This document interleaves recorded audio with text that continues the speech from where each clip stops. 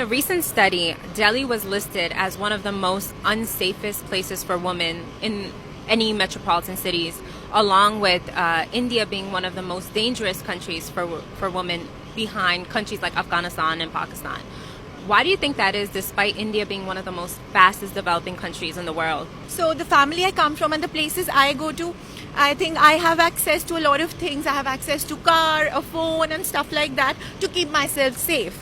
And I've been to a school and college where, we've been taught these things. Like I know how to protect myself, but not everybody can do that. Have accessibility to get these resources to help prevent. Absolutely, because when I was going to my school, or when I'm going to college, I'm walking down. I'm not really walking down a road myself. I'm going in a car and stuff like that with a safe driver. So I don't personally feel unsafe very often.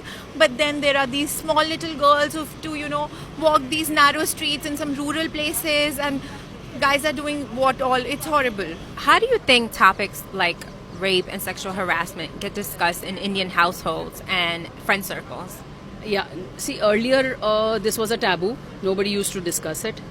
Now, even the social media, the OTT platforms, these topics can be discussed in front of family with the daughters. And being a mother of two daughters, my one daughter is in US, so I'm not worried about her, but the other one is in Delhi.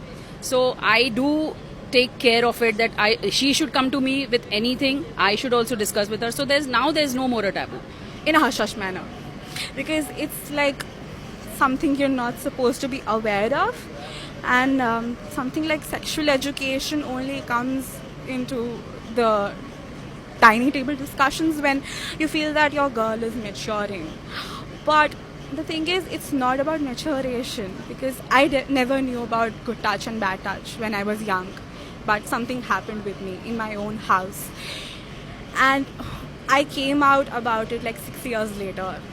First reaction was that, oh, like, I didn't know. Why didn't you come out to us sooner or later than later? I was scared. How am I supposed to trust you at that point of time? And the thing is, the reaction I got was that maybe some action would be taken. And it was taken for a short period of time. But over time, I was told that you have to normalize it, but you have to move on.